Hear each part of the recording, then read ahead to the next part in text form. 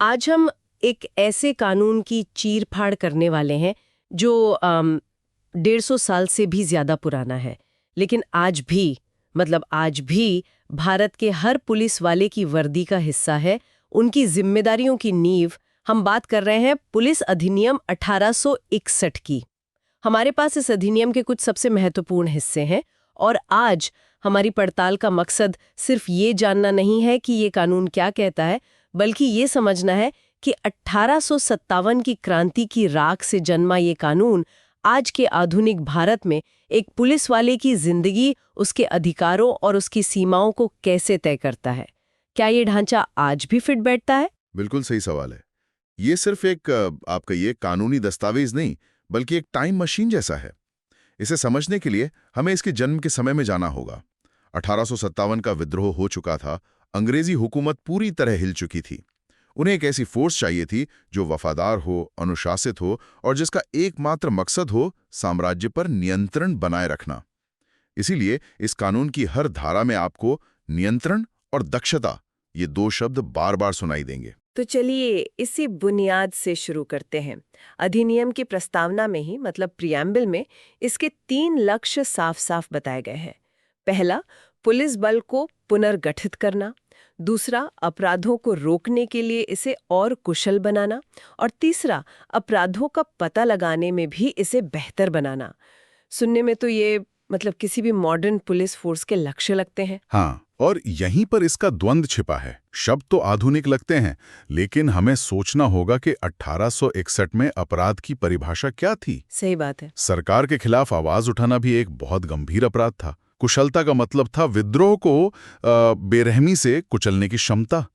तो ये लक्ष्य जितने सीधे दिखते हैं उतने हैं नहीं। इनका असली मकसद था एक ऐसा तंत्र बनाना जो लोगों की सेवा से ज्यादा सरकार के आदेशों का पालन करें। ये एक बहुत बड़ा फर्क है। चलिए कुछ दिलचस्प परिभाषाओं पर नजर डालते हैं जो इस कानून में दी गई हैं, क्योंकि ये पूरे सिस्टम की नींव रखती हैं। पुलिस की परिभाषा तो बहुत सीधी है। कोई भी व्यक्ति जिसे इस अधिनियम के तहत भर्ती किया गया हो, मतलब अगर आप सिस्टम का हिस्सा हैं तो आप पुलिस हैं। हाँ, लेकिन जिले का मजिस्ट्रेट की परिभाषा देखिए। वो व्यक्ति जिस पर जिले के कार्यकारी प्रशासन का भार हो।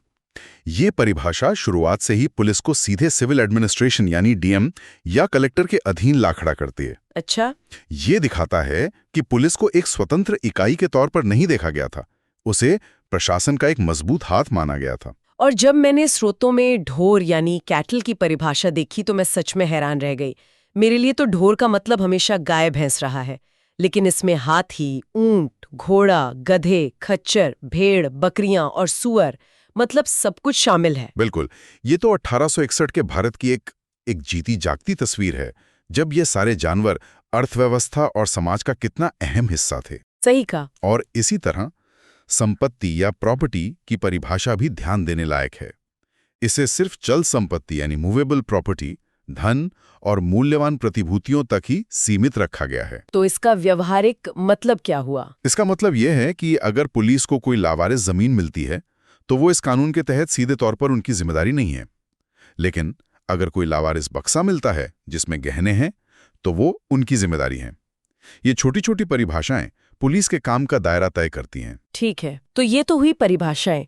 अब उस बड़े सवाल पर आते हैं कि आखिर इस पुलिस बल को नियंत्रित कौन करता है? इसका रिमोट कंट्रोल किसके हाथ में है? इसका जवाब बहुत साफ है और एक ही शब्द में है, राज्य सरकार। कानून कहता है कि हर राज्य का पूरा पुलिस प्रतिष्ठान एक ही पुलिस बल माना जाएगा और इस बल में कितने लोग होंगे, उनकी तनख्वाह क्या होगी, उनकी सेवा की शर्तें क्या होंगी, ये सब कुछ तय करने का अधिकार सिर्फ और सिर्फ राज्य सरकार का है। और मुझे लगता है कि अधीक्षण या सुपरिंटेंडेंस शब्द यहाँ बहुत महत्वपूर्ण है। स्रोत बताते हैं कि पूरे राज्य की पुलिस का अल्टीमेट कंट्रोल राज्य सरकार के हाथ में होगा। कोई और ना कोई व्यक्ति, ना कोई अदालत पुलिस को सीधे तौर पर कंट्रोल नहीं कर सकता। हाँ, ये पुलिस को कार्यपालिका यानी एग्जीक्यूटिव के अधीन रखता है। लेकिन असली खेल तो जमीनी स्तर पर होता है, मतलब जिले में। कानून यहाँ एक बहुत ही दिलचस्प व्यवस्था बनाता है जिसे दोहरा नियंत्रण या ड्यूअल कंट्रोल कहते हैं। दोहरा नियंत्रण, इसका क्या मतलब हुआ? इसका मतलब है कि जिले में पुलिस के मुखिया यानी डिस्ट्रिक्ट सुपरिंटेंडेंट या एसपी, उनके 2 बॉस होते हैं। 2 बॉस? हाँ, एक तरफ विभागीय मामलों के लिए, मतलब डिपार्टमेंटल मैटर्स के लिए, वो अपने बॉस यानी पुलिस महानिदेशक डीजीपी को रिपोर्ट करता है। लेकिन दूसरी तरफ जिले में कानून व्यवस्था बनाए रखने के लिए वो डिस्ट्रिक्ट मजिस्ट्रेट यानी डीएम के सामान्य नियंत्रण और निर्देशन में काम करता है। लेकिन क्या इससे जमीन पर कंफ्यूजन नहीं होता? मतलब एसपी को 2 बॉस को रिपोर्ट करना है। अगर डिस्ट्रिक्ट मजिस्ट्रेट और एसपी के बीच किसी बात पर सहमति ना बने तो फिर किसकी बात मानी जाएगी? ये तो टकराव की स्थिति पैदा कर सकता है। ये एक बहुत पुरानी और आज भी जारी बहस है। इसके पीछे का विचार था प्रशासन और पुलिस के बीच एक संतुलन बनाना, एक चेक एंड बैलेंस जैसा। बिल्कुल, कि डीएम जो एक सिविलियन अधिकारी है वो पुलिस की शक्तियों पर एक तरह का चेक या आप कह सकते हैं अंकुश लगाता है। लेकिन हाँ, व्यवहार में कई बार इससे टकराव भी होता है। कई पुलिस सुधार आयोगों ने इस दोहरे नियंत्रण को खत्म करने की सिफारिश भी की है। अच्छा, ताकि पुलिस को बाहरी दबाव से मुक्त किया जा सके। लेकिन ये व्यवस्था आज भी कायम है। ठीक है, तो हमने कमान का पूरा ढांचा समझ लिया, राज्य सरकार से लेकर डीजीपी और एसपी तक, और जिले में डीएम का नियंत्रण। लेकिन इस पद पर बैठे एक आम पुलिस अधिकारी को आखिर करना क्या होता है? उसकी दिन प्रतिदिन की जिम्मेदारियां क्या हैं जो ये 16-60 साल पुराना कानून तय करता है? कानून में इसकी एक लंबी सूची दी गई है। सबसे पहली और सबसे महत्वपूर्ण जिम्मेदारी है सक्षम अधिकारी के सभी कानूनी आदेशों और वारंटों का तुरंत पालन करना। ये एक अनुशासित बल की रीढ़ है। आप अपने सीनियर के कानूनी आदेश पर सवाल नहीं उठा सकते, आपको उसका पालन करना ही होगा। और इसके बाद जो जिम्मेदारियां हैं वो तो आज के दौर में और भी ज्यादा प्रासंगिक हो गई हैं, जैसे लोक शांति को प्रभावित करने वाली खुफिया जानकारी इकट्ठा करना। 1861 में इसका मतलब शायद बागी समूहों या डाकुओं पर नजर रखना होता होगा। हाँ, शायद वही था। आज इसका मतलब साइबर क्राइम की निगरानी से लेकर संगठित अपराध के नेटवर्क को समझने और आतंकवादी गतिविधियों को रोकने तक फैल गया है। शब्द वही है, लेकिन उनका कैनवस बहुत बड़ा हो गया है। बिल्कुल, और इसी के साथ एक और प्रावधान है जो पुलिस की नौकरी को दुनिया की किसी भी दूसरी नौकरी से अलग बनाता है। कानून कहता है कि पुलिस अधिकारी सदैव कर्तव्यारूढ़ समझे जाएंगे, मतलब वे हमेशा ड्यूटी पर माने जाएंगे। हमेशा ड्यूटी पर? हाँ, ये सिर्फ एक वाक्य नहीं है, ये एक बहुत बड़ी कानूनी और मानसिक जिम्मेदारी है।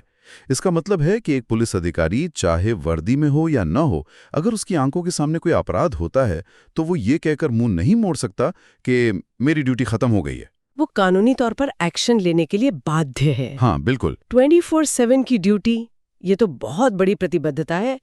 और इन कर्तव्यों के साथ कुछ बहुत सख्त पाबंदियां भी लगाई गई हैं। जैसे कोई भी पुलिस अधिकारी यूं ही नौकरी नहीं छोड़ सकता। उसे या तो अपने वरिष्ठ अधिकारी से अनुमति लेनी होगी या फिर 2 महीने पहले नोटिस देना होगा। ऐसा क्यों? क्योंकि पुलिस एक आवश्यक सेवा है। आप सोचिए कि अगर किसी शहर में मान लीजिए दंगे चल रहे हों और आधे पुलिस वाले ये कहकर नौकरी छोड़ दें कि काम बहुत खतरनाक है, तो क्या होगा? व्यवस्था ही ढह जाएगी। बिल्कुल, ये प्रावधान सार्वजनिक सुरक्षा और व्यवस्था को सुनिश्चित करने के लिए है। ये बल की स्थिरता बनाए रखता है। पूरी तरह से सिर्फ और सिर्फ अपने कर्तव्य पर हो। वो किसी निजी कंपनी का सिक्योरिटी सलाहकार बनकर अपने पद का दुरुपयोग ना कर पाए। और अगर कोई नियमों को तोड़ता है या अपने कर्तव्य में लापरवाही करता है तो उसके लिए सजा का भी प्रावधान है। हाँ, मैंने स्रोतों में इसके बारे में पढ़ा था। अगर कोई अधिकारी जानबूझकर नियमों का उल्लंघन करता है, ड्यूटी पर कायरता दिखाता है या अपनी हिरासत में किसी व्यक्ति के साथ गैर कानूनी हिंसा करता है, तो ये बहुत गंभीर अपराध माना जाता है। और इसके लिए सजा भी दी गई है, 3 महीने तक की कैद या 3 महीने के वेतन के बराबर जुर्माना, या फिर दोनों हो सकते हैं। यह पुलिस बल के भीतर जवाबदेही तय करने का एक आंतरिक तंत्र है। हालांकि इस पर हमेशा बहस होती है कि यह कितना प्रभावी है, पर कानून में यह प्रावधान मौजूद है।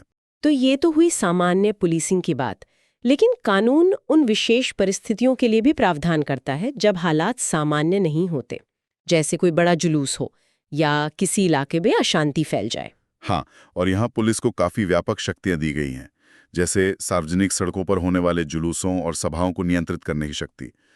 पुलिस ये तय कर सकती है कि जुलूस किस रास्ते से जाएगा, किस समय जाएगा, ताकि आम लोगों को परेशानी ना हो और शांति व्यवस्था बनी रहे।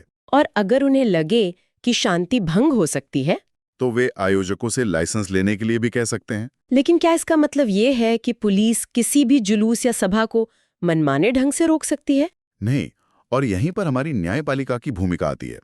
स्रोत में एक बहुत ही महत्वपूर्ण अदालती मामले का जिक्र है, हिम्मत लाल बनाम पुलिस कमिश्नर। इस मामले में सुप्रीम कोर्ट में एक बहुत ही स्पष्ट लकीर खींची थी। क्या कहा था कोर्ट ने? कोर्ट ने कहा कि पुलिस की शक्ति जुलूस को विनियमित यानी रेगुलेट करने की है, उसे पूरी तरह से प्रतिबंधित यानी बैन करने की नहीं।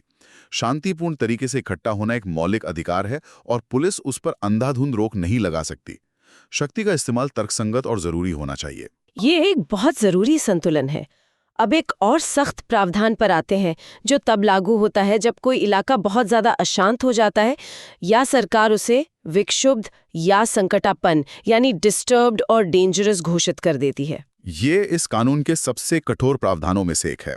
इसके तहत सरकार उस इलाके में शांति व्यवस्था बनाए रखने के लिए अतिरिक्त पुलिस बल तैनात कर सकती है।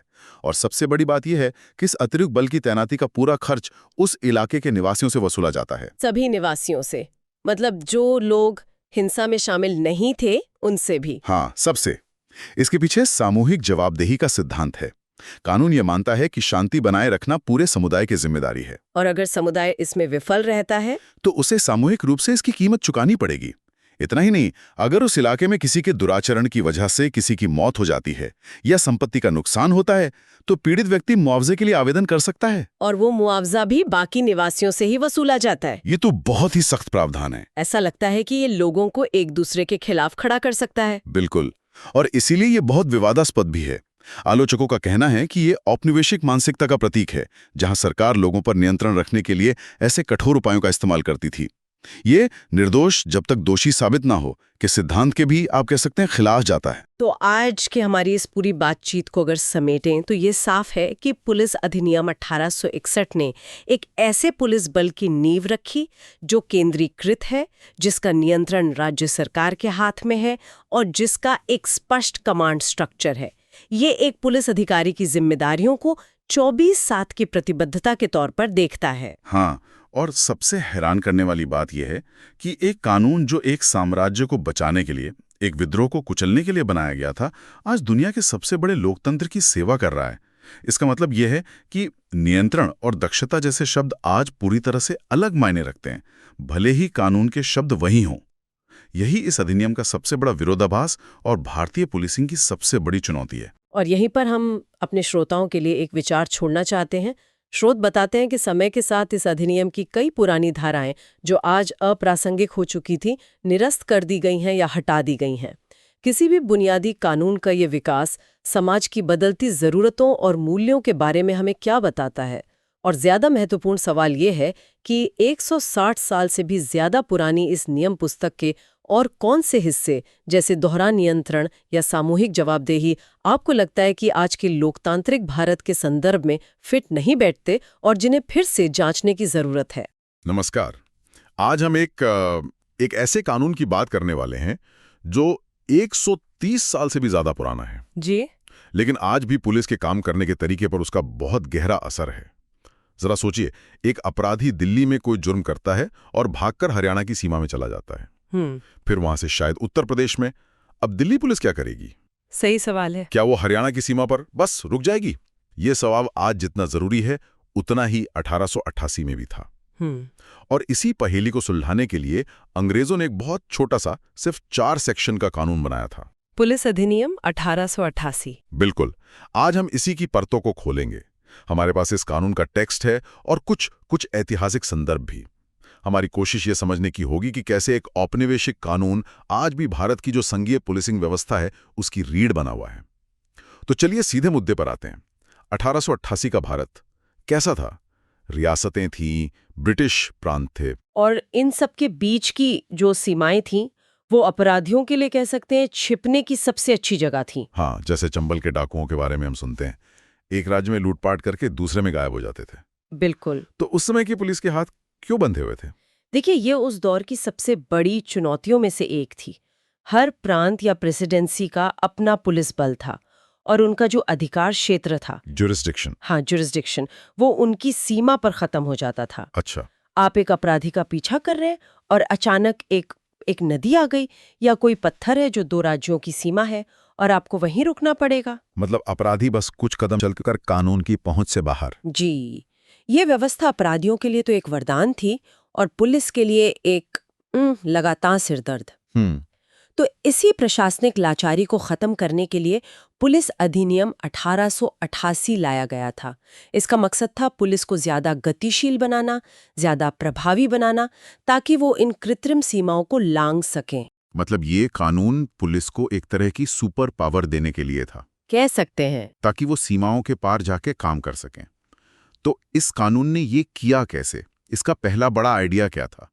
इसका सबसे बड़ा और कह सकते हैं क्रांतिकारी आइडिया था विशेष पुलिस जिला या स्पेशल पुलिस डिस्ट्रिक्ट बनाने की शक्ति। अच्छा। जिसका जिक्र धारा 2 में है।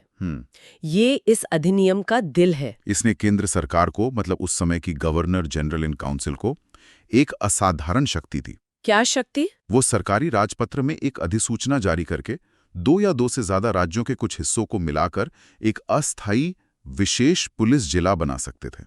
1 मिनट रुकिए, ये तो बहुत बड़ी बात है जी। मतलब केंद्र सरकार राज्यों के कुछ हिस्सों को लेकर एक सुपर जोन बना सकती थी जहां सामान्य नियम लागू नहीं होते। हाँ, एक तरह से। ये तो सीधे सीधे राज्यों के अधिकार क्षेत्र में दखलंदाजी जैसा लगता है। क्या ये हमारे संविधान की जो संघीय भावना है उसके खिलाफ नहीं जाता, जहां कानून व्यवस्था तो राज्य का विषय है? आपका सवाल बिल्कुल जायज है और यही इस कानून की खूबी भी है और जटिलता भी। अच्छा। हाँ, केंद्र सरकार ऐसा कर सकती है, लेकिन इसके पीछे का मकसद किसी राज्य की शक्ति छीनना नहीं था, बल्कि ये खास समस्या का समाधान करना था। जैसे? मान लीजिए, जैसा आपने चंबल का उदाहरण दिया, डाकुओं का एक गिरोह 3 राज्यों की सीमा पर सक्रिय है, उत्तर प्रदेश, मध्य प्रदेश और राजस्थान। ठीक है। वो एक राज्य में अपराध करते हैं और दूसरे में छिप जाते हैं। इस स्थिति में केंद्र सरकार इन तीनों राज्यों के जो प्रभावित सीमावर्ती इलाके हैं उनको मिलाकर एक विशेष पुलिस जिला घोषित कर सकती है। अच्छा, तो ये एक खास मकसद के लिए बनाया गया एक ऑपरेशनल जोन है। बिल्कुल। फिर इस जोन में पुलिसिंग कैसे काम करती है? किसकी पुलिस को चार्ज मिलता है? ये भी केंद्र सरकार ही तय करती है। वो अधिसूचना में ये भी बताएगी कि उस विशेष जिले के हर हिस्से में किस राज्य के पुलिस बल के सदस्यों को शक्तियां और अधिकार क्षेत्र मिलेंगे। कोई उदाहरण? जैसे वो कह सकती है कि इस पूरे विशेष जिले में मध्य प्रदेश पुलिस को ऑपरेशन करने का अधिकार होगा। तब मध्य प्रदेश पुलिस के अधिकारी उस पूरे जिले में, चाहे वो हिस्सा यूपी का हो या राजस्थान का, अच्छा, ठीक वैसे ही काम कर पाएंगे जैसे वो अपने राज्य में करते हैं। उन्हें वही शक्तियां, वही कर्तव्य और विशेषाधिकार मिलेंगे। ये तो वाकई एक गेम चेंजर रहा होगा। निश्चित रूप से। और मैंने पढ़ा है कि धारा 2-3 में एक और दिलचस्प बात है। वो कहती है कि केंद्र द्वारा अधिकृत पुलिस बल का कोई भी सदस्य उस विशेष जिले के किसी भी पुलिस थाने का भार साधक अधिकारी यानी ऑफिसर इंचार्ज बन सकता है। जी। मतलब एक मध्य प्रदेश का इंस्पेक्टर उत्तर प्रदेश की सीमा में बने एक थाने का इंचार्ज बन सकता है। बिल्कुल, यही इस कानून की असली ताकत है। ये ऑपरेशनल कमांड को एकीकृत करता है। अच्छा, मतलब कोऑर्डिनेशन की समस्या खत्म। हाँ, अब 3 राज्यों की पुलिस आपस में कोऑर्डिनेट नहीं कर रही, बल्कि एक एकीकृत कमांड के तहत पूरे इलाके में काम कर रहा है। लेकिन आपके पहले वाले सवाल पर लौटते हैं, राज्यों के अधिकार का क्या? हाँ, वो सवाल तो है। उसके लिए धारा 2(4) में एक बहुत महत्वपूर्ण स्पष्टीकरण दिया गया है। वो साफ कहता है कि किसी राज्य का हिस्सा इस विशेष जिले में शामिल होने के बावजूद प्रशासनिक और राजनीतिक रूप से अपने मूल राज्य का ही हिस्सा बना रहेगा। अच्छा, तो उसकी पहचान नहीं बदलेगी? नहीं, बिल्कुल नहीं। ये सिर्फ पुलिसिंग के उद्देश्य से एक अस्थायी व्यवस्था है। समझ गया। तो ये एक तरह की कह सकते हैं सर्जिकल स्ट्राइक जैसी व्यवस्था है। हाँ, ये अच्छा उदाहरण है। एक खास समस्या के लिए एक खास समाधान, बिना राज्य के स्थायी भूगोल या राजनीति को छेड़े। लेकिन विशेष पुलिस जिला बनाना तो एक बहुत बड़ा कदम है। जी, जो शायद कभी कभार ही उठाया जाता होगा। हाँ, तो रोजमर्रा के मामलों का क्या? मान लीजिए कोई अपहरणकर्ता एक बच्चे को लेकर नोएडा से दिल्ली भाग जाता है। अब हर ऐसे मामले के लिए तो विशेष जिला नहीं बनाया जा सकता। क्या इसके लिए कोई आसान तरीका है? हाँ, और यहीं पर इस अधिनियम की धारा 3 काम आती है। ये है पुलिस अधिकारी का अपने राज्य के बाहर नियोजन। मतलब deployment of police officers outside their home state. बिल्कुल, ये एक ज्यादा लचीला और रोजमर्रा के इस्तेमाल का टूल है। इसके तहत केंद्र सरकार के आदेशों के अधीन किसी एक राज्य के पुलिस बल के सदस्य को किसी दूसरे राज्य में तैनात किया जा सकता है। तो जब कोई अधिकारी ऐसे दूसरे राज्य में तैनात होता है तो उसकी कानूनी हैसियत क्या होती है? क्या उसे एक मेहमान अधिकारी माना जाता है? नहीं, उससे कहीं ज्यादा। कानून कहता है कि जब उसे दूसरे राज्य में तैनात किया जाएगा तो उसे कानूनी तौर पर उसी दूसरे राज्य के पुलिस बल का सदस्य समझा जाएगा। अच्छा। इसका मतलब है कि उसके पास उसी बल के अधिकारी की सारी शक्तियां, कर्तव्य और विशेषाधिकार होंगे और वो उसी राज्य की पुलिस के अनुशासनात्मक नियमों के अधीन भी होगा। तो कानूनी तौर पर उस तैनाती की अवधि के लिए एक यूपी का सब इंस्पेक्टर दिल्ली पुलिस का सब इंस्पेक्टर बन जाता है। एकदम सही। ये तो बहुत ही दिलचस्प है। इसका मतलब है कि उसे उस दूसरे राज्य के स्थानीय कानूनों को लागू करने की भी पूरी शक्ति मिल जाती है। जी हाँ। लेकिन यहाँ फिर से एक बड़ा सवाल खड़ा होता है, और शायद इस पूरे अधिनियम का सबसे महत्वपूर्ण सवाल। पूछिए। क्या एक राज्य की पुलिस अपनी मर्जी से दूसरे राज्य में घुसकर कार्रवाई कर सकती है?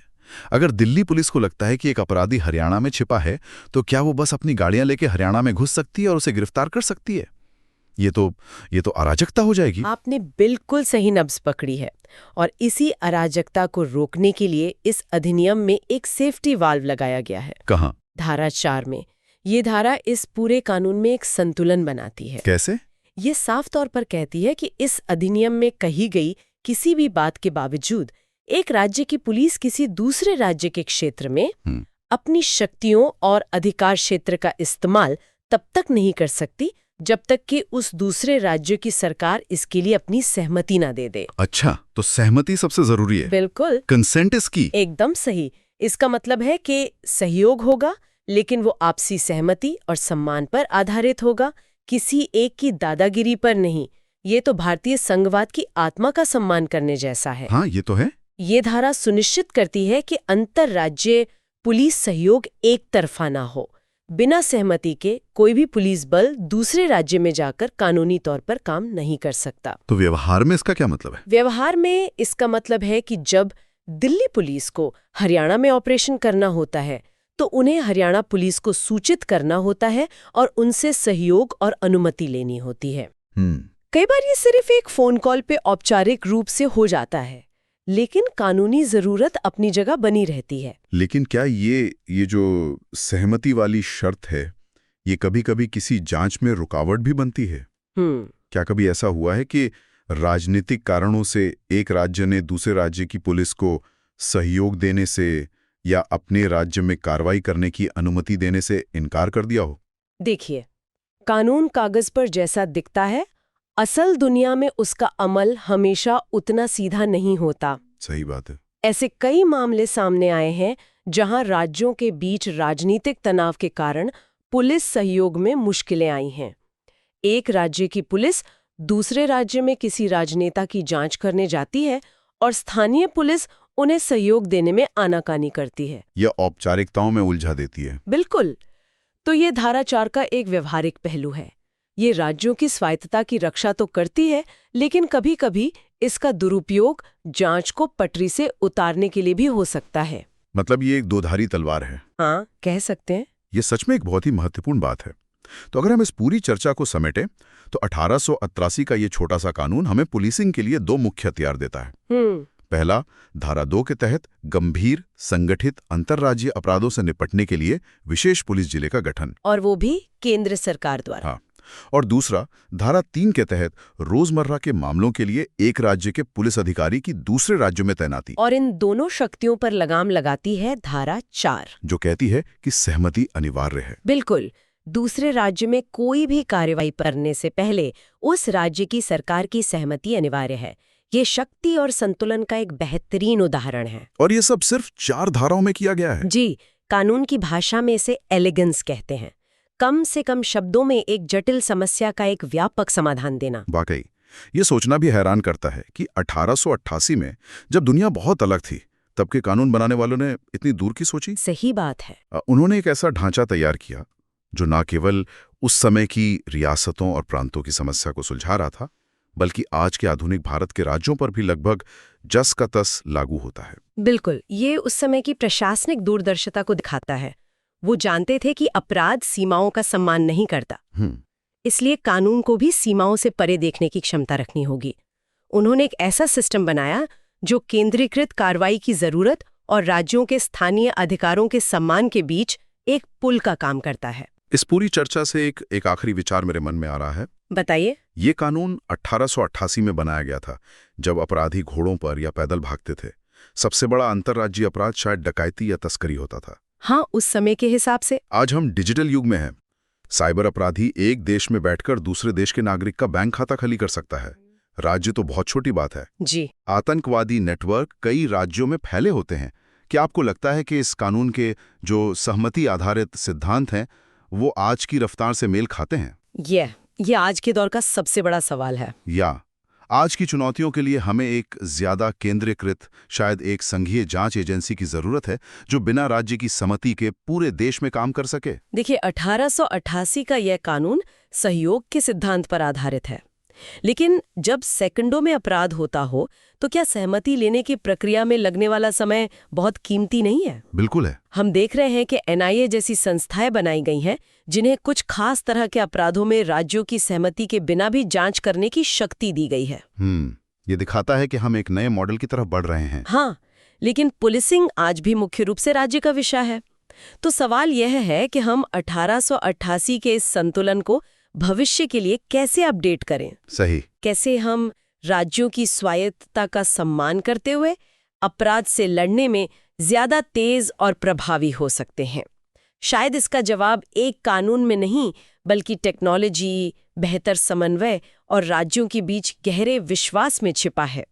इस पर विचार करना बहुत जरूरी है। नमस्कार। आज हमारे हाथ एक ऐसा दस्तावेज लगा है जो कह सकते हैं 100 साल से भी ज्यादा पुराना है। पुलिस असंतोष उद्दीपन अधिनियम 1922। हाँ, एक ऐसा कानून जिसे अंग्रेजों ने बनाया था। बिल्कुल।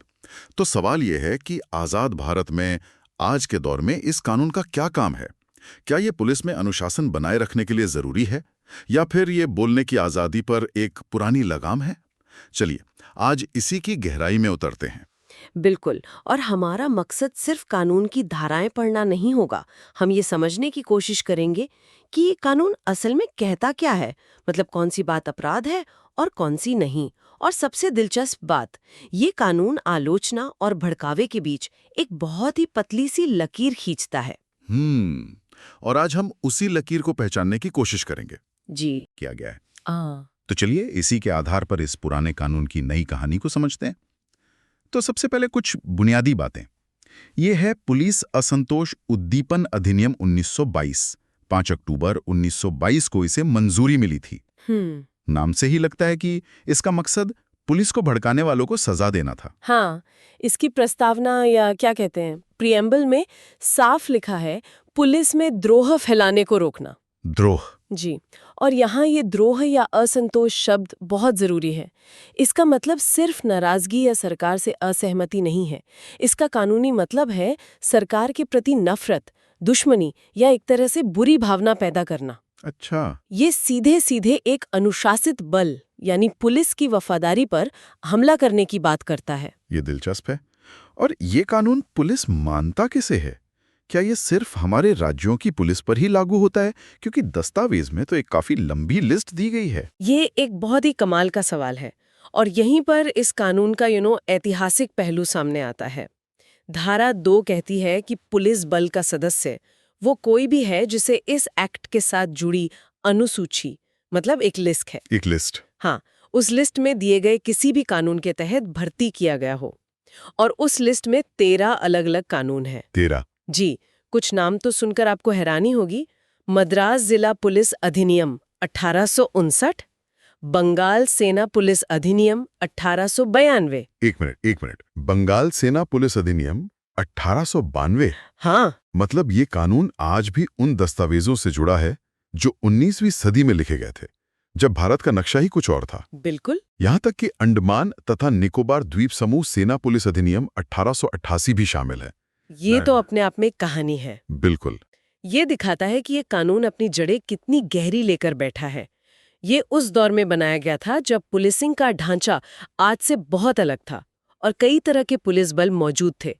ये कानून उन सभी को अपने दायरे में लेता था। ठीक है, तो ये कानून किस पर लागू होता है ये तो समझ आ गया। लेकिन असल सवाल ये है कि किसी को जेल भेजने के लिए करना क्या होगा। यहीं पर धारा 3 की भूमिका आती है और मुझे लगता है यहाँ मामला सच में दिलचस्प हो जाता है। हाँ, धारा 3 इस कानून का दिल है।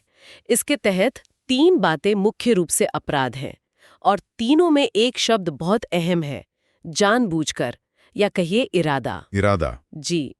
पहला, आप जानबूझकर पुलिस बल के किसी सदस्य के मन में सरकार के खिलाफ असंतोष पैदा करें या ऐसा करने की कोशिश करें। तो ये जानबूझकर वाली बात तो बहुत जरूरी लगती है। मतलब अगर मैंने कुछ कहा और उससे पुलिस में असंतोष फैल भी गया, लेकिन मेरा ऐसा कोई इरादा नहीं था, तो क्या मैं बच सकता हूँ? सैद्धांतिक रूप से हाँ। मुकदमे में अभियोजन पक्ष को ये साबित करना होगा कि आपका इरादा ही असंतोष फैलाना था। जो आसान नहीं होगा। बिल्कुल नहीं। खैर, दूसरा अपराध है पुलिस के किसी सदस्य को उसकी ड्यूटी छोड़ने या काम पर ना आने के लिए उकसाना, और तीसरा, उन्हें अनुशासन तोड़ने के लिए भड़काना। तो मूल रूप से आप पुलिस को उनकी ड्यूटी करने से नहीं रोक सकते या उन्हें सरकार के खिलाफ बगावत करने के लिए नहीं भड़का सकते। सीधी बात है। लेकिन इसकी सजा ये आज के हिसाब से थोड़ी मजेदार लगती है। 6 महीने तक की कैद या 200 रुपए तक का जुर्माना या दोनों। हाँ, 200 रुपए। 200 रुपए का जुर्माना, ये तो आज के जमाने में मजाक जैसा लगता है। लेकिन क्या ये इस कानून की एक बड़ी सच्चाई नहीं दिखाता कि कानून का इरादा शायद आज भी वही हो, लेकिन उसके अक्षर 100 साल पुराने समय में जमे हुए? आपने बिल्कुल सही नब्ज पकड़ी है। ये 200 रुपए का जुर्माना इस कानून को उसके ऐतिहासिक संदर्भ से जोड़ता है। 1922 में ये एक बड़ी रकम रही होगी, इसमें कोई शक नहीं। शायद, हाँ। लेकिन आज इसका महत्व सांकेतिक ज्यादा है। कानून बनाने वालों का जोर सजा की रकम पर नहीं, बल्कि उस काम को अपराध मानने पर था। उनका मकसद था पुलिस बल के अनुशासन और वफादारी को किसी भी तरह के बाहरी उकसावे से बचाना। लेकिन यहीं पर एक बहुत बड़ा पर आता है ना? मुझे लगता है इस कानून का सबसे जरूरी हिस्सा भी यही है। धारा 3 में ही एक स्पष्टीकरण दिया गया है जो कहता है कि सिर्फ सरकार की आलोचना करना जुर्म नहीं है। ये तो बहुत बड़ा अंतर है। ये बेहद जरूरी है। यही वो चीज है जो इस कानून को एक तानाशाही हथियार बनने से रोकती है और इसे लोकतांत्रिक सिद्धांतों के साथ जोड़ने की कोशिश करती है। धारा 3 का स्पष्टीकरण साफ कहता है कि अगर कोई व्यक्ति सरकार के कामों या नीतियों से अपनी असहमति जताता है, मतलब अपनी डिसएप्रोबेशन दिखाता है, जी, ताकि उनमें कानूनी तरीकों से बदलाव लाया जा सके, तो ये अपराध नहीं है। शर्त बस एक है। शर्त क्या है? कि आपकी बातों से असंतोष न भड़के या आपका इरादा भड़काने का न हो। तो इसको एक उदाहरण से समझते हैं। मैं ये कह सकती हूँ कि पुलिस वालों की तनख्वाह बहुत कम है, सरकार की ये नीति गलत है और इसे बदलना चाहिए। ये ठीक है। हाँ, ये ठीक है। लेकिन मैं ये नहीं कह सकता कि दोस्तों, तुम्हारी तनख्वाह इतनी कम है, इस सरकार के लिए काम करना बंद कर दो और कल से हड़ताल पर चले जाओ। बिल्कुल सही। ये एकदम सटीक उदाहरण है। पहला बयान एक जायज आलोचना है जिसकी इजाजत हमारा लोकतंत्र देता है। दूसरा बयान एक अनुशासित बल को सीधे सीधे अनुशासनहीनता के लिए उकसाना है, जो दंडनीय है। ये कानून इसी महीन रेखा की रक्षा करता है। चलिए एक आज के जमाने का उदाहरण लेते हैं। मान लीजिए कोई यूट्यूबर एक वीडियो बनाता है जिसमें वो पुलिस की खराब वर्किंग कंडीशन, 16-16 घंटे की ड्यूटी दिखाता है। वीडियो बहुत इमोशनल है और आखिर में वो कहता है, ऐसे हालात में काम करने से अच्छा है कि आप लोग एक दिन के लिए सब मिलकर छुट्टी ले लें और आराम करें। क्या उस यूट्यूबर पर यह कानून लग सकता है? ये एक बहुत ही अच्छा और मुश्किल सवाल है। यहाँ अदालत को उसका इरादा देखना होगा। क्या उसका इरादा पुलिसकर्मियों के कल्याण की बात करना था या अनुशासन भंग करवाना? अभियोजन पक्ष कहेगा कि छुट्टी ले लो। कहना सीधे सीधे काम से विरत रहने के लिए उकसाना है। बचाव पक्ष कहेगा कि ये सद्भावना में की गई एक अपील थी। अच्छा। और यहीं पर धारा 4 यानी इस कानून के जो अपवाद है वो काम आते हैं। अच्छा, तो ये कानून सिर्फ सजा ही नहीं देता, बल्कि इसमें कुछ बचाव के रास्ते या कह लें कि सेफ्टी वाल्व भी हैं। धारा 4 इन्हीं की बात करती है। हाँ, धारा 4 में 2 बड़े अपवाद हैं। पहला, अगर कोई अच्छी नियत से, मतलब सद्भावनापूर्वक और कानूनी तौर पर अधिकृत तरीके से किसी पुलिसकर्मी को उसके भले के लिए या उसके हित में काम छोड़ने के लिए प्रेरित करता है, तो ये अपराध नहीं है। ये थोड़ा जटिल लगता है, लेकिन इसका मतलब है कि अगर कोई कानूनी प्रक्रिया के तहत किसी पुलिसकर्मी के अधिकारों के लिए लड़ रहा है, तो उसे सुरक्षा मिलती है। और दूसरी बात शायद पुलिस यूनियनों या एसोसिएशनों से जुड़ी है ना? हाँ, क्योंकि वो तो अक्सर अपने सदस्यों के हक की बात करते ही हैं। बिल्कुल। दूसरा अपवाद यही है, सरकार से मान्यता प्राप्त कोई भी पुलिस एसोसिएशन अगर सरकार के बनाए नियमों के दायरे में रहकर कोई काम करती है तो उसे अपराध नहीं माना जाएगा। अच्छा। ये पुलिसकर्मियों को संगठित होकर अपने कल्याण के लिए आवाज उठाने का एक सुरक्षित और कानूनी रास्ता देता है, बिना इस कानून के तहत सजा के डर के। ठीक है, तो ये तो हो गए बचाव के तरीके। लेकिन मान लीजिए किसी पर आरोप लग भी गया, क्या कोई भी जाकर किसी पर भी केस कर सकता है, या इस प्रक्रिया में भी कोई फिल्टर या कह सकते हैं कि चेक एंड बैलेंस है, क्योंकि ऐसे कानूनों का गलत इस्तेमाल भी तो हो सकता है। हाँ, और कानून बनाने वाले शायद इस बात को समझते थे, इसीलिए उन्होंने प्रक्रिया में कुछ सुरक्षा कवच डाले हैं। धारा 5 कहती है कि कोई भी अदालत इस कानून के तहत किसी केस की सुनवाई तब तक शुरू नहीं कर सकती। कब तक? जब तक जिला मजिस्ट्रेट यानी डीएम या पुलिस कमिश्नर से उसकी पहले मंजूरी न मिल जाए। तो मतलब एक वरिष्ठ अधिकारी को पहले ये तय करना होगा कि मामला आगे बढ़ाने लायक है भी या नहीं। ये तो एक बड़ा फिल्टर हो गया। बहुत बड़ा। इसका मकसद यही है कि संवेदनशील कानून का दुरुपयोग ना हो। ये तुच्छ या किसी को परेशान करने के इरादे से की गई शिकायतों को पहली सीढ़ी पर ही रोक देता है। केवल गंभीर और पुख्ता मामलों में ही मुकदमा चलाने की इजाजत मिलती है। और क्या अदालत को लेकर भी कोई नियम है? मतलब क्या कोई भी छोटी मोटी अदालत इस केस को सुन सकती है? नहीं, यहां भी एक सुरक्षा उपाय है। धारा 6 के अनुसार मामले की सुनवाई कम से कम प्रथम वर्ग के मजिस्ट्रेट, फर्स्ट क्लास मैजिस्ट्रेट या उससे ऊंची अदालत ही कर सकती है। इससे यह सुनिश्चित होता है कि मामले को एक अनुभवी जज देखे। और एक और बहुत जरूरी बात, इसी धारा में लिखा है कि मामले का संक्षिप्त विचारण, मतलब कि समरी ट्रायल। हाँ, शॉर्टकट में फटाफट सुनवाई नहीं हो सकती। अच्छा, मतलब केस को पूरी प्रक्रिया से गुजरना होगा, गवाह, सबूत, जिरह, सब कुछ। जी हाँ, इसका मतलब है कि आरोपी को अपना पक्ष रखने का पूरा मौका मिलेगा और सबूतों की बारीकी से जांच पड़ताल होगी। ये सब उपाय मिलकर सुनिश्चित करते हैं कि कानून का इस्तेमाल सावधानी से हो। तो अगर हम इन सभी टुकड़ों को एक साथ जोड़ें तो तस्वीर क्या बनती है? हमारे सामने एक सदी पुराना कानून है जो अंग्रेजों के जमाने में बना था। ये कानून बोलने की आजादी और एक अनुशासित बल यानी पुलिस में बगावत भड़काने के बीच एक बहुत ही बारीक लकीर खींचता है।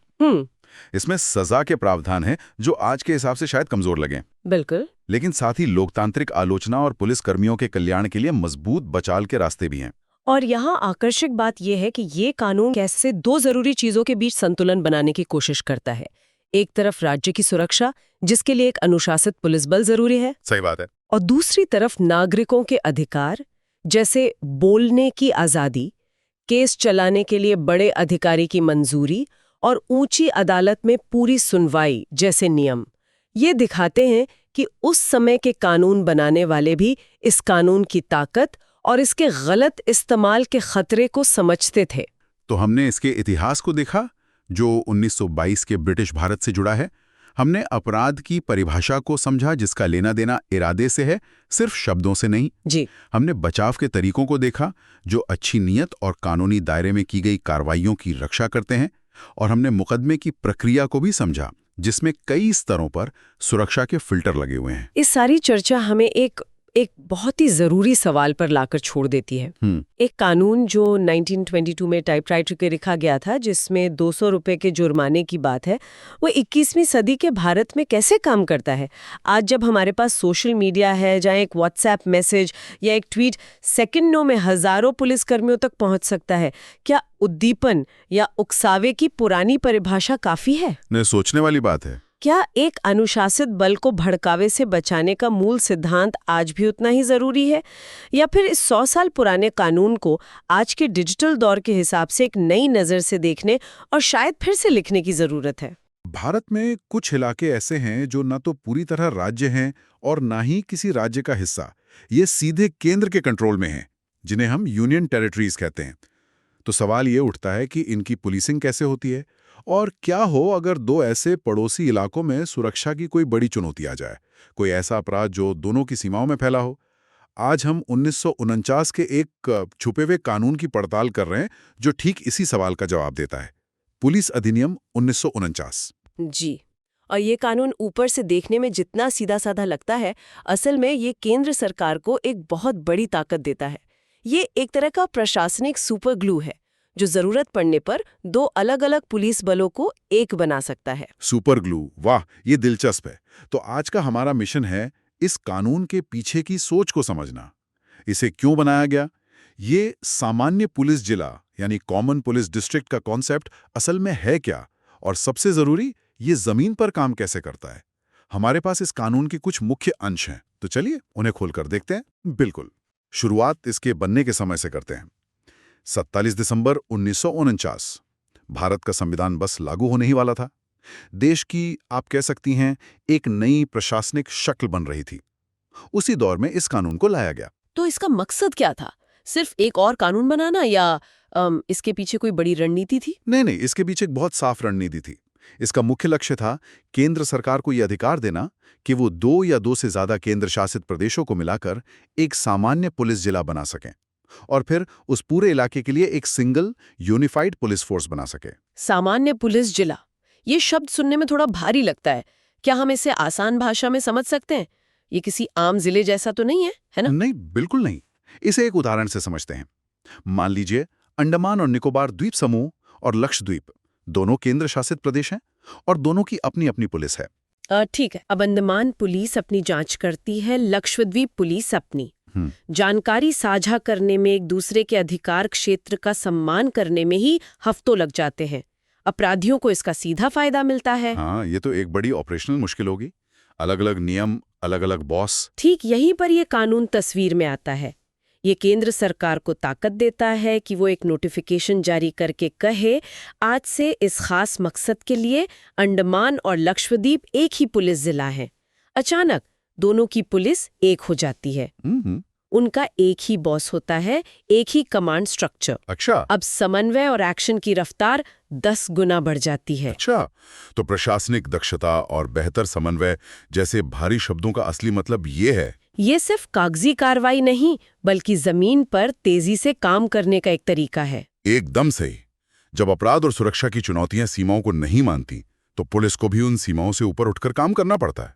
ये कानून उसी की व्यवस्था करता है। ये बात तो समझ में आती है, खासकर हमारे सीमावर्ती या रणनीतिक रूप से महत्वपूर्ण केंद्र शासित प्रदेशों के लिए। लेकिन इस शक्ति की भी कोई सीमा होगी। ये फॉर्मूला कहाँ-कहाँ लागू हो सकता है? मतलब क्या केंद्र सरकार दिल्ली और हरियाणा को मिलाकर एक सुपर पुलिस जिला बना सकती है? ये एक बेहतरीन सवाल है, क्योंकि ये हमें कानून के दायरे की असल सीमा बताता है। और इसका जवाब कानून में बिल्कुल साफ लिखा है। ये कानून सिर्फ और सिर्फ भारत के केंद्र शासित प्रदेशों पर लागू होता है। इसका राज्यों से कोई लेना देना नहीं है। ऐसा क्यों? क्योंकि भारतीय संविधान के तहत पुलिस जो है वो राज्यों का विषय है। हर राज्य की अपनी पुलिस होती है और उस पर राज्य सरकार का कंट्रोल होता है। केंद्र उसमें दखल नहीं दे सकता। इसलिए आप किसी राज्य और केंद्र शासित प्रदेश को मिलाकर ऐसा जिला नहीं बना सकते। ये शक्ति सिर्फ उन इलाकों के लिए है जो सीधे केंद्र के प्रशासन में आते हैं। ठीक है, तो दायरा बिल्कुल साफ है, सिर्फ यूनियन टेरिटरीज। अब मेरे मन में एक और सवाल आ रहा है। जब 2 केंद्र शासित प्रदेशों को मिलाकर एक पुलिस जिला बना दिया जाता है, तो उनके मौजूदा पुलिस बलों का क्या होता है? क्या वो दोनों बस मिलकर काम करते हैं या? हाँ, कानून इस बारे में कोई कंफ्यूजन नहीं छोड़ता। वो कहता है कि उस पूरे सामान्य पुलिस जिले के लिए सिर्फ एक पुलिस बल होगा, 1 पुलिस फोर्स। इसका मतलब है कि पुराने अलग अलग बल खत्म हो जाते हैं और उनका विलय एक नए एकीकृत बल में हो जाता है। जैसे 2 छोटी नदियां मिलकर एक बड़ी नदी बन जाती हैं। एक नया बड़ा पुलिस बल। लेकिन इससे तो स्थानीय प्रशासकों की शक्ति कमजोर पड़ती होगी। क्या इसमें केंद्र और स्थानीय प्रशासन के बीच टकराव की कोई संभावना नहीं है? कौन तय करता है कि इस नए बल में कितने लोग होंगे? उनका बॉस कौन होगा? आपने बिल्कुल सही नब्ज पकड़ी है। ये व्यवस्था डिजाइन से ही पूरी तरह सेंट्रलाइज्ड यानी केंद्रीकृत है। इस नए पुलिस बल में कितने अधिकारी होंगे, कितने जवान होंगे, उनकी रैंक क्या होगी, ये सब कुछ केंद्र सरकार एक आदेश के जरिए तय करती है। इसमें स्थानीय प्रशासन की कोई सीधी भूमिका नहीं होती। मतलब सारी शक्ति दिल्ली में, केंद्र सरकार के पास। तो फिर इस विशाल पुलिस बल का रोज का काम और बड़ी नीतियां, इसका कंट्रोल किसके हाथ में होता है? देखिए, कानून इस कंट्रोल को 2 स्तरों पर बांटता है और ये समझना बहुत जरूरी है। इसे एक बड़ी कंपनी की तरह समझिए। ठीक है, चलिए समझते हैं। पहला स्तर है अधीक्षण यानी सुपरिंटेंडेंस। इसका मतलब है सबसे ऊंचा, ओवरऑल कंट्रोल। ये कंपनी के बोर्ड ऑफ डायरेक्टर्स की तरह है। कानून कहता है कि पुलिस का अधीक्षण केंद्र सरकार के पास रहेगा। यही बोर्ड ऑफ डायरेक्टर्स यानी केंद्र सरकार है जो बड़ी नीतियां बनाती है, विजन तय करती है और अनुशासन की आखिरी जिम्मेदारी लेती है। और दूसरा स्तर है प्रशासन यानी एडमिनिस्ट्रेशन। ये कंपनी के सीईओ की तरह है, ये रोजमर्रा के कामकाज से जुड़ा है। कानून कहता है कि इस पुलिस बल का प्रशासन केंद्र सरकार द्वारा नियुक्त एक अधिकारी के हाथ में होगा।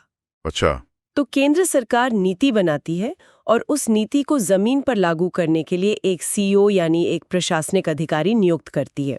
और ये अधिकारी कौन होता है? कोई आईएएस अफसर या पुलिस से ही? इसके पास कितनी पावर होती है? कानून कहता है कि इस अधिकारी के पास उतनी ही शक्तियां होंगी जितनी पुलिस अधिनियम 1861 के तहत एक पुलिस महानिरीक्षक यानी इंस्पेक्टर जनरल ऑफ पुलिस के पास होती हैं। यानी एक तरह से किसी राज्य के पुलिस चीफ के बराबर की ताकत। जी, लेकिन यह एक और दिलचस्प बात है। केंद्र सरकार एक अलग नोटिफिकेशन से ये तय करती है कि वो अधिकारी इन सारी शक्तियों में से किन किन का इस्तेमाल करेगा। हो सकता है केंद्र से सारी शक्तियां दे दे, या हो सकता है कुछ चुनिंदा शक्तियां ही सौंपे। मतलब कंट्रोल का रिमोट हमेशा केंद्र सरकार के हाथ में ही रहता है। बिल्कुल, सीईओ को ताकत तो बहुत दी जाती है, लेकिन आखिरी कंट्रोल हमेशा बोर्ड ऑफ डायरेक्टर्स के पास ही होता है। एकदम सही। आपने अभी 1861 के पुलिस अधिनियम का जिक्र किया। ये तो ब्रिटिश काल का एक बहुत पुराना और बुनियादी कानून है। एक मिनट, तो आप कह रहे हैं कि 1949 का ये कानून यानी आजाद भारत का कानून आज भी 1861 के एक औपनिवेशिक यानी कॉलोनियल कानून पर निर्भर है? ये थोड़ा अजीब नहीं है? ये सुनने में अजीब लग सकता है, लेकिन कानूनी तौर पे ये बहुत सामान्य है। देखिए, 1949 का कानून उस पुराने कानून को खत्म नहीं करता, बल्कि उसके ऊपर काम करता है। ये उसका पूरक है, यानी सप्लीमेंट है। इसे कैसे समझें? कोई उदाहरण? मान लीजिए 1861 का कानून एक बिल्डिंग की नींव और उसके पिलर्स हैं। वो बताता है कि एक पुलिस अधिकारी के कर्तव्य क्या होंगे, उसकी शक्तियां क्या होंगी, अनुशासन कैसे बनाए रखा जाएगा, वगैरह वगैरह। ठीक है, ये बिल्डिंग के अंदर के कमरे, दीवारें और नियम कानून उसी पुरानी नींव यानी 1861 के एक्ट के हिसाब से ही चलेंगे। अच्छा, तो ये एक तरह का अपडेट या एड ऑन है, रिप्लेसमेंट नहीं, जब तक कि 1949 के कानून में कोई खास बात अलग से ना कही गई हो। आपने बिल्कुल सही समझा। नींव वही रहती है, बस ढांचा जरूरत के हिसाब से बदल जाता है। ये तो बहुत साफ हो गया। लेकिन एक और संभावित टकराव मेरे दिमाग में आ रहा है। दिल्ली विशेष पुलिस स्थापना अधिनियम 1946 भी तो है, जिससे सीबीआई को अपनी शक्तियां मिलती हैं। अब मान लीजिए दिल्ली को किसी दूसरे केंद्र शासित प्रदेश जैसे चंडीगढ़ के साथ मिलाकर एक सामान्य पुलिस जिला बना दिया जाए, तो क्या होगा? क्या इस नए पुलिस बल का सीबीआई के अधिकार क्षेत्र से टकराव नहीं होगा? कानून बनाने वालों ने इस संभावित कंफ्यूजन का भी पहले से ही अंदाजा लगा लिया था और इसके लिए कानून में एक सेफ्टी वॉल्व डाला गया है, जिसे व्यावृत्ति या सेविंग्स क्लॉज कहते हैं। सेफ्टी वॉल्व, जी, ये कैसे काम करता है? ये क्लॉज एक तरह का सुरक्षा कवच है। ये साफ साफ कहता है कि इस 1949 के कानून की कोई भी बात दिल्ली विशेष पुलिस स्थापना अधिनियम 1946 को प्रभावित नहीं करेगी। अच्छा, इसे ऐसे समझिए कि ये दो समानांतर हाईवे हैं जो एक ही शहर से गुजरते हैं, लेकिन उनकी लेन बिल्कुल अलग है और वो कभी एक दूसरे को काटते नहीं हैं। सामान्य पुलिस जिला अपना काम करेगा और सीबीआई बिना किसी हस्तक्षेप के अपना काम करती रहेगी। दोनों के अधिकार क्षेत्र बिल्कुल स्पष्ट रखे गए हैं। तो मतलब कोई ओवरलैपिंग नहीं, कोई कंफ्यूजन नहीं, हर किसी को अपना रास्ता पता है। ये वाकई बहुत दूर की सोच थी। बिल्कुल, एक अच्छे कानून की यही निशानी होती है कि वो भविष्य में होने वाले संभावित टकरावों को पहले ही हल कर दे। तो अगर हमें आज की इस पूरी बातचीत का सार निकालना हो, तो पहली बात यह है कि पुलिस अधिनियम 1949 केंद्र सरकार को एक बहुत खास ताकत देता है, 2 या ज्यादा यूनियन टेरिटरीज को मिलाकर एक यूनिफाइड पुलिस जिला और पुलिस फोर्स बनाने की। हाँ, और इसका मुख्य मकसद है प्रशासनिक सुविधा, बेहतर तालमेल और पुलिसिंग में एकरूपता, ताकि सुरक्षा की चुनौतियों से ज्यादा प्रभावी ढंग से निपटा जा सके। और कुछ सबसे जरूरी बातें जो हमें याद रखनी चाहिए, ये राज्यों पर लागू नहीं होता। ये 1861 के पुराने औपनिवेशिक कानून की नींव पर काम करता है, उसे हटाता नहीं है, और इसका कंट्रोल पूरी तरह से केंद्र सरकार के हाथ में रहता है। एकदम सटीक। संक्षेप में, ये केंद्र के सीधे शासन वाले क्षेत्रों में जरूरत पड़ने पर एक एकीकृत और मजबूत पुलिसिंग सिस्टम बनाने का एक कानूनी औजार है। जाते जाते एक विचार के साथ छोड़ते हैं। आज के समय में जहां केंद्र शासित प्रदेशों की भूमिका और प्रशासन लगातार बदल रहा है, जैसा हमने जम्मू कश्मीर और लद्दाख के बनने में देखा, क्या इस तरह के एकीकृत पुलिस बल का मॉडल भविष्य में और भी प्रासंगिक हो सकता है, शायद उन नए तरीकों से जिनकी कल्पना 1949 में नहीं की गई थी? क्या ये मॉडल छोटे या रणनीतिक रूप से महत्वपूर्ण क्षेत्रों में ज्यादा प्रभावी सुरक्षा प्रबंधन का रास्ता हो सकता है? इस पर सोचना दिलचस्प होगा।